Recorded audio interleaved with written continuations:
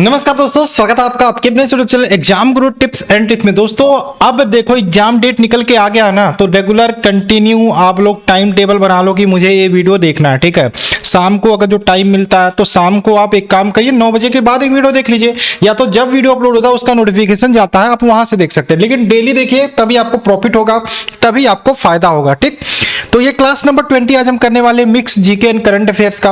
और ये GK and current affairs तो चल ही रहा है, लेकिन current affairs complete, current affairs मैं फिर से बोलता हूं, करंट अफेयर्स के लिए 24 वीडियो में आपको प्रोवाइड करूंगा। और इन 24 वीडियो में हम 24 मंथ का करंट अफेयर्स कंप्लीट करेंगे। कब से? 15 के बाद से स्टार्ट हो जाएगी आपकी क्लासेस करंट अफेयर्स की, तो उसके लिए आप रेडी रहिएगा, उसके लिए आप सभी लोग तैयार रहिएगा। ठीक है, तो तैयार रहिएगा। चलिए बात करें, चैनल को सब्सक्राइब नहीं किया सब्सक्राइब करो बाबू, टेलीग्राम ग्रुप ज्वाइन करो, क्योंकि डेली 4 से 5 वीडियो अपलोड हो रही है, तो नोटिफिकेशन तो जा नहीं रहे। सुबह 2 वीडियो अपलोड हुए थे, उसके भी नोटिफिकेशन नहीं किए थे, तो टेलीग्राम ग्रुप में सेंड हो जाता, तो वहां से आपको मिल जाता। तो टेलीग्राम ग्रुप ज्वाइन करो। आज अभी तक जितनी क्लासेस हुई हैं सबका पीडीएफ भी मैं टेलीग्राम ग्रुप में सेंड करने वाला हूं। चलिए शुरू करें। उससे पहले चाहेंगे 15 तारीख से 15 दिसंबर से कुछ नए बैचेस स्टार्ट हो रहे हैं अकेडमी पर, जिनको आप ज्वाइन कर सकते हो, जिसमें आपके टीम फोनिक्स बैच है सीजीएल सीएचएसएल के लिए 15 दिसंबर से। इसके अलावा फाउंडेशन बैच है सीपीओ एग्जाम के लिए, सीटी एग्जाम के लिए ब्रह्मास्त्र बैच है, इसको ज्वाइन कर सकते हैं। इसके अलावा कंप्लीट बैच है जीएस के लिए, लक्ष्य बैच है सीजीएल के लिए 2021-22 के लिए। इसके अलावा आइकॉनिक फीचर आपको ऐप पे मिल जाते हैं, जहां पर आपको एक मेंटोर मिलता है। ठीक है, और भी बहुत सारे फीचर एक्स्ट्रा मिल जाता है जब iconic test series iconic subscription लेते हो तो। इसके अलावा अकेडमी के ऐप पे डाउट एंड सॉल्यूशन का फीचर आपको मिल जाता है, जहां पे आप कोई भी डाउट किसी भी सब्जेक्ट से रिलेटेड, किसी भी टॉपिक से रिलेटेड इमेज क्लिक करके क्लियर सेंड करके आप क्लियर कर सकते हो। इसके अलावा टेस्ट सीरीज देख सकते हो, ये फ्री वाले अवेलेबल है, इसको भी दीजिए। और रेज हैंड का फीचर लाइव क्लास के दौरान मिल जाता है, जहां पे आप लाइव क्लास के दौरान ही अपने टीचर से कोई भी क्वेश्चंस पूछ सकते हो या कोई भी डाउट पूछ सकते हो। इसके अलावा SSC combat GK and current affairs का मैराथन इस बार इस संडे होने वाला है, संडे यानी कि परसों होने वाला है। तो आप सभी लोगों से चाहूंगा, चाहे रेलवे की तैयारी करो चाहे एसएससी की तैयारी करो, सभी लोग एनरोल करो जितना जल्दी हो सके। गुरु टिप्स कोड लगाना है आपको, और ये फ्री में होगा, जैसे ही कोड लगाओगे फ्री में होगा, लेकिन आप यहाँ पे स्कॉलरशिप जीत सकते हो। ठीक है, स्कॉलरशिप जीत सकते हो, तो जितना जल्दी हो सके एनरोल करो, संडे को टेस्ट को दो। इसके अलावा गुरु टिप्स कोड यूज करते हो 10% का डिस्काउंट मिल जाएगा किसी भी कोर्सेज पर। चलिए बात करें, यहाँ पे पहला क्वेश्चन आपके सामने स्क्रीन पर है, कर्ण अस्थियों की कुल संख्या कितनी होती है? The total number of ear bones कितनी होती है बताइए।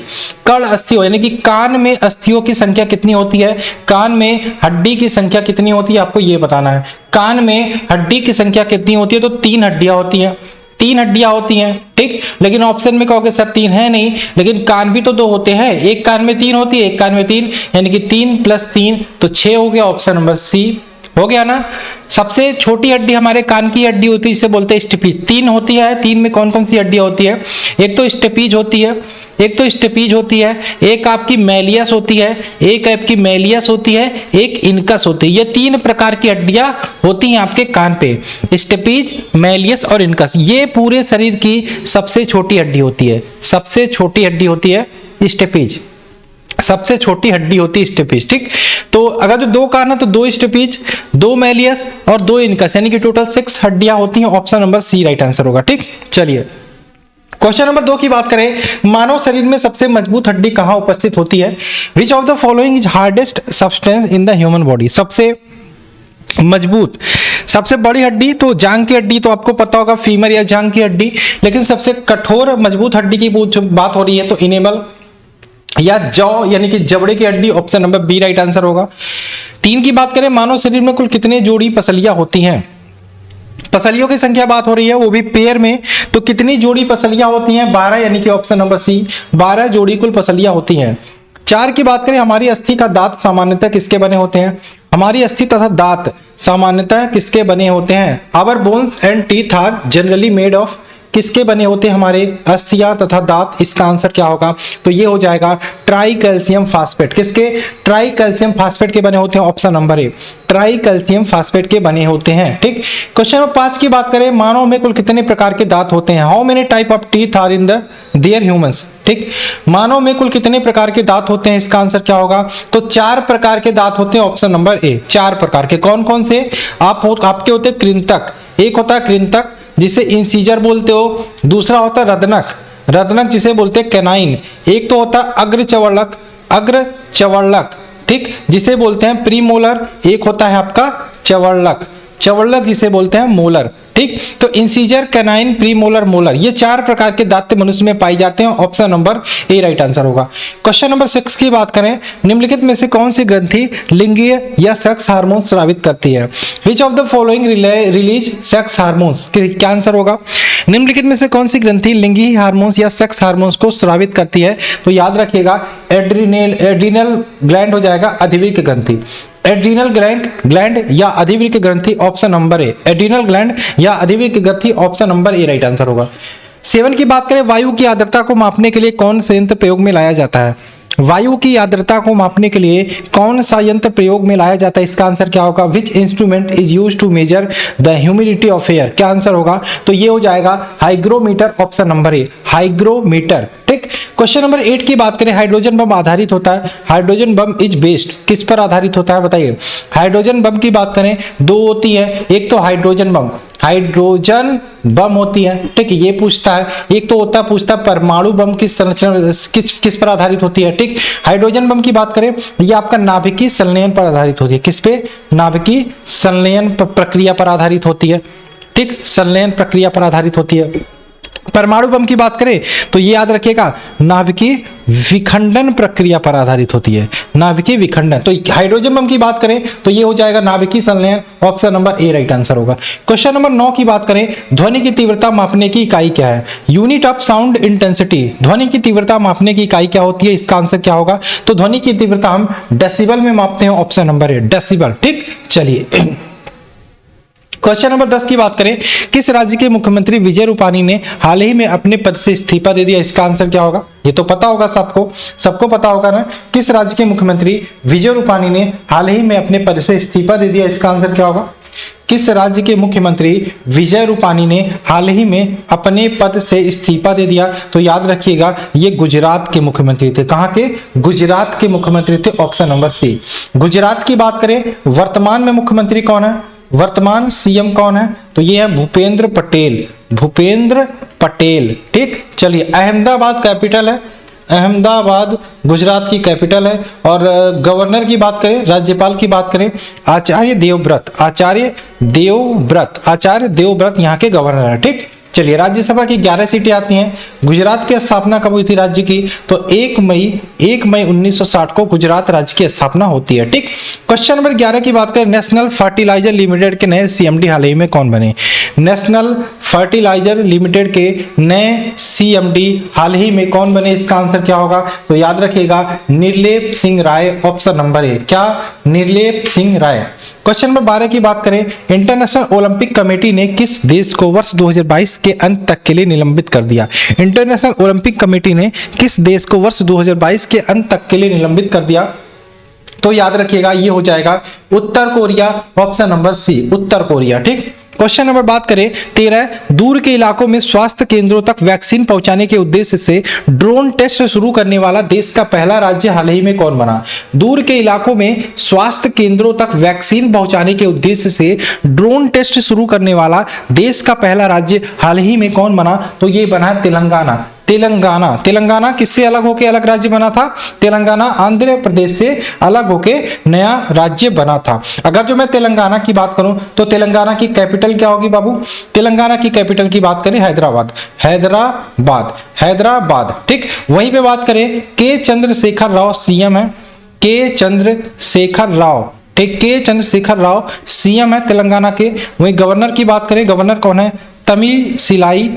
तमिसिलाई सौंदरराजन, ये है गवर्नर। ठीक, चलिए आगे चले। 14 की बात करें, 14 क्या है? 14 है आपका किस देश को सर्वोच्च न्यायालय द्वारा हाल ही में गर्भपात को गैर आपराधिक घोषित किया गया?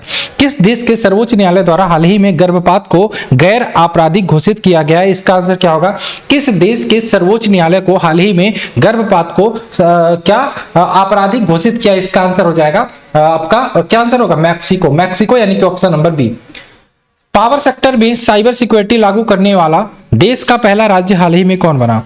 पावर सेक्टर में साइबर सिक्योरिटी लॉन्च करने वाला देश का पहला राज्य हाल ही में कौन बना? इसका आंसर हो जाएगा आपका क्या होगा? Madhya Pradesh, option number D, Madhya Pradesh. ठीक, 16 की बात करें, भारतीय रिजर्व बैंक ने वी वैद्यनाथ को हाल ही में किस बैंक का एमडी और सीईओ पुनः नियुक्त किया?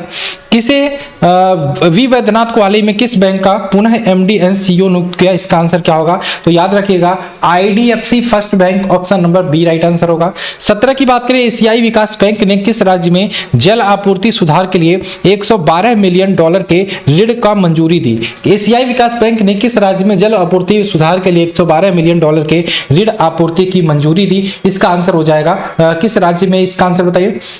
झारखंड, ऑप्शन नंबर ए झारखंड। ठीक, क्वेश्चन नंबर 18 की बात करें, टाटा एआईए लाइफ इंश्योरेंस का ब्रांड एम्बेसडर हाल ही में किसे बनाया गया? टाटा एआईए लाइफ इंश्योरेंस का ब्रांड एम्बेसडर हाल ही में किसे बनाएगा? तो ये बनाएगा नीरज चोपड़ा, ऑप्शन नंबर ए नीरज चोपड़ा। क्वेश्चन नंबर 19 की बात करें, एशियाई विकास बैंक ने एडीबी एशियन विकास बैंक यानी कि एशियन डेवलपमेंट बैंक ने किस राज्य में ग्रामीण कनेक्टिविटी के विस्तार के लिए हाल ही में $300 मिलियन के ऋण को मंजूरी प्रदान की? इसका आंसर क्या हो जाएगा? किस राज्य में ग्रामीण कनेक्टिविटी के विस्तार के लिए $300 मिलियन के ऋण को मंजूरी प्रदान की? तो ये हो जाएगा महाराष्ट्र में, ऑप्शन नंबर डी। अगर जो एडीबी की बात करें, एडीबी का हेडक्वार्टर कहां पे है पूछेगा तो फिलीपींस मनीला फिलीपींस में। ठीक, चलिए 20 की बात करें, 20 क्या है? 20 आपका किस राज्य की उपराज्यपाल बेबी रानी मौर्य ने हाल ही में अपने पद से इस्तीफा दे दिया? किस राज्य की राज्यपाल बेबी रानी मौर्य ने हाल ही में अपने पद से इस्तीफा दे दिया? इसका आंसर क्या होगा? किस राज्य की राज्यपाल थी बेबी रानी मौर्य जिन्होंने हाल ही में अपने पद से इस्तीफा दे दिया? तो ये उत्तराखंड की थी, ऑप्शन नंबर ए। तो इस्तीफा दे दिया, लेकिन वर्तमान में उपराज्यपाल कौन है? सॉरी, वर्तमान में राज्यपाल कौन है, गवर्नर कौन है? तो बेबी रानी मौर्य की जगह यहाँ पे राज्यपाल बने गुरमीत सिंह। कौन? गुरमीत सिंह उत्तराखंड के राज्यपाल हैं। ठीक, सीएम कौन है? सीएम है आपके पुष्कर सिंह धामी, पुष्कर सिंह धामी। ठीक, धामी। कैपिटल पता होगा देहरादून। क्वेश्चन नंबर बात करें, किस वर्ष 26 जनवरी को स्वतंत्रता दिवस के रूप में मनाया गया था?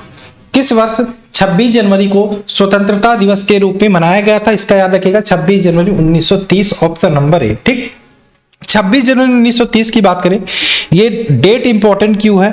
ये डेट इंपॉर्टेंट यूं है क्योंकि इसी दिन लाहौर अधिवेशन की अध्यक्षता किसने की थी?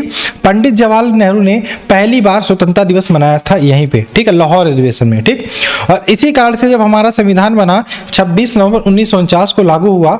ठीक है, इसी कारण से हमारा संविधान 26 नवंबर को मतलब एक्सेप्ट किया गया तथा इसे पूरी तरह से 26 जनवरी 1950 को लागू कर दिया गया था। ठीक है, पूरी तरीके से 26 जनवरी 1950 को लागू कर दिया गया था। ठीक है, 26 तारीख इसीलिए चुना गया था।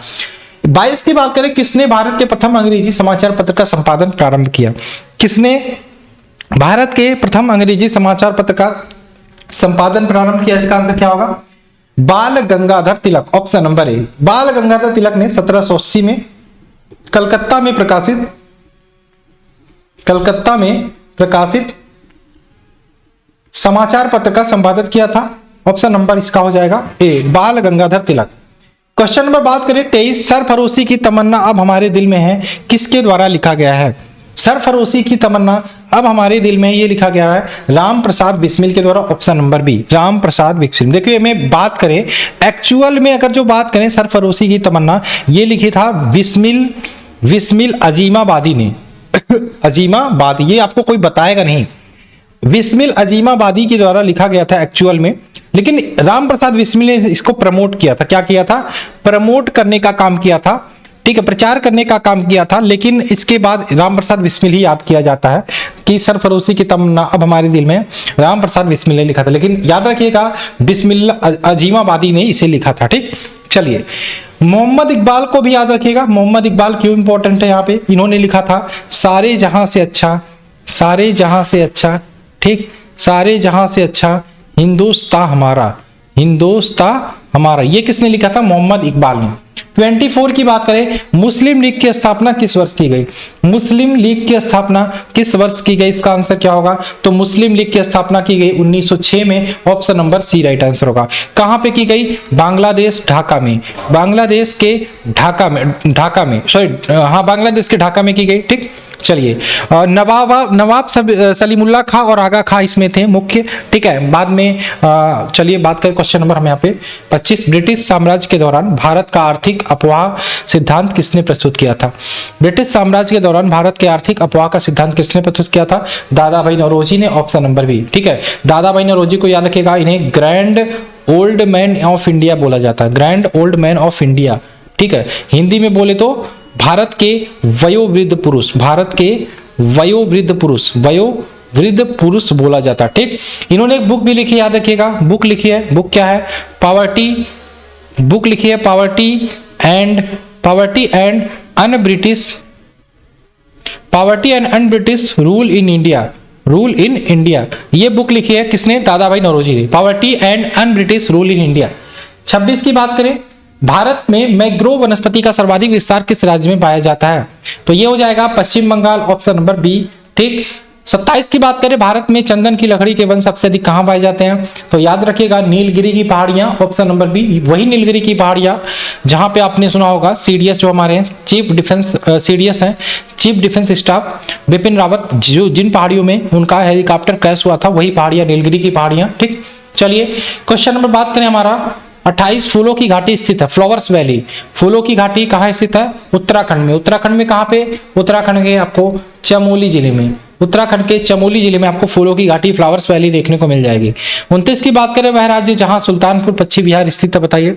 सुल्तानपुर जिला उत्तर प्रदेश में पड़ता है, लेकिन पश्चिम बिहार की बात करें, ये है आपका हरियाणा में। यहाँ पे बच्चे बहुत सारा गलत करते हैं। ठीक, क्वेश्चन नंबर 30 की बात करें, वर्तमान में भारतीय संविधान में कुल कितनी अनुसूचियां हैं? वर्तमान में भारतीय संविधान में कुल कितनी अनुसूचियां हैं? इसका आंसर क्या होगा?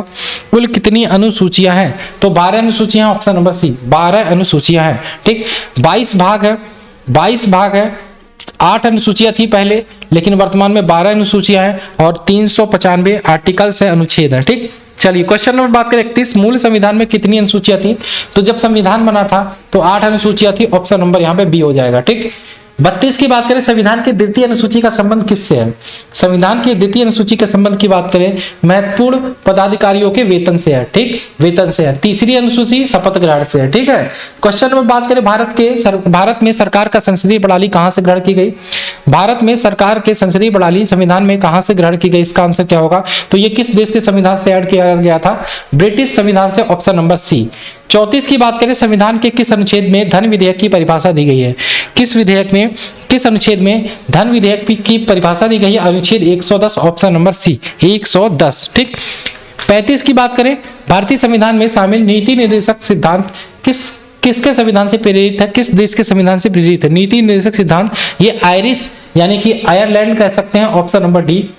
क्वेश्चन नंबर बात करें 36, बजरंग पूनिया ने कितने किलोग्राम भार वर्ग में कांस्य पदक जीता? तो बजरंग पूनिया ने ओलंपिक में 65 किलोग्राम भार वर्ग में कांस्य पदक जीता था।